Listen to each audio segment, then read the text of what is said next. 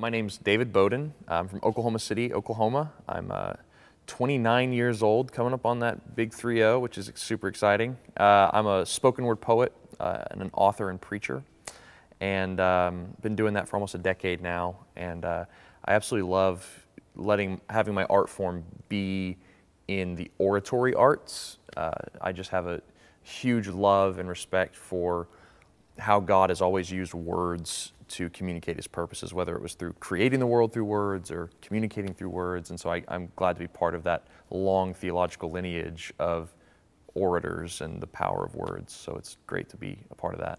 There's a really common Christian practice that most Christians are familiar with, and it's the laying on of hands. And regardless of your denominational background, where you come from, that action has significance.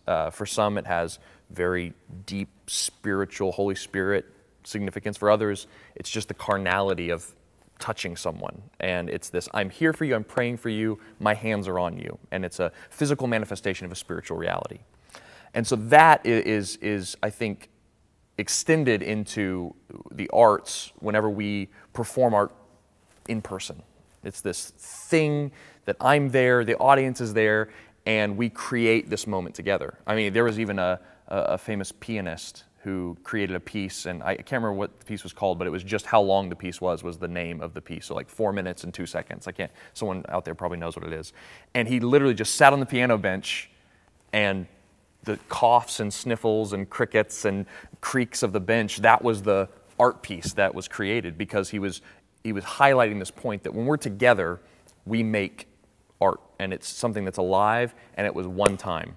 So I've performed certain poems hundreds of times in multiple countries, and it's different every time. It's a different piece every single time, depending on who's there, what the room's like, what the Holy Spirit is doing, all these things.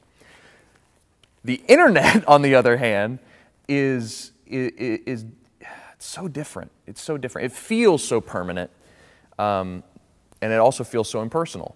So as an artist, it's very difficult to have your main source of, your main outlet be the internet, because you put something out there, and it doesn't matter if the view count says 1 million, because you don't know those people, and you want to know the people that are being touched by your art. And a comment on the YouTube channel or Facebook page only does so much to communicate the impact that you had with that person. And so I'll do a kind of a pro and con. As an artist, in the church especially, having the ability to put content online is a remarkable thing in history. To be able to send out a poem and have people in Nigeria and Paris and Alabama interact with it is phenomenal.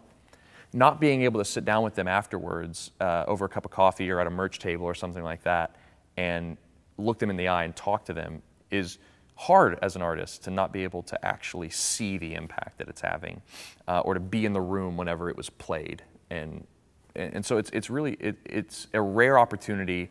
And as artists in the 21st century with the internet, we have a unique calling to steward this platform well, to produce great content and get it out there. We must do that.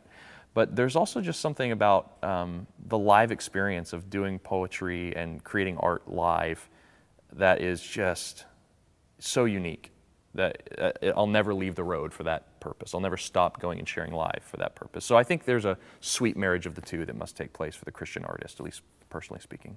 I remember talking to a visual artist one time. He was well known for traveling around the country and painting pictures of Jesus in like 5 minutes on a huge canvas. He was known as the Jesus painter. And we were talking about how at the end of his time on stage, he has this painting, like it exists and it's permanent and you can touch it. And we talked about when I finish a poem on stage, it evaporates into the walls, and all that is left of the art piece, if you will, is the impression that those words have made on the individuals. That's one of the primary ways that I get to communicate my art to people is live, but the most ubiquitous way that my art gets out there is online, which is this hostile soup of content that people just do all kinds of stuff to. And so it's really interesting as an artist to put something out online You brood over it, you create it, you edit it, you baby it, you grow it up, you package it, and then you ship it out, and you put it online. And at that point, it's no longer yours except in name only, really. It becomes the public's, it becomes another person's, because in each interaction that a different individual has with your art form, it exists in a unique way to them alone. It is no longer what you made it to be. It is then what they have interpreted it as. And it's at that point that you no longer have control over it, because it belongs to you now. And so it is really interesting, this creation of art, because once it's out of your hands, it really doesn't belong to you anymore. It belongs to anyone else who gets their hands on it.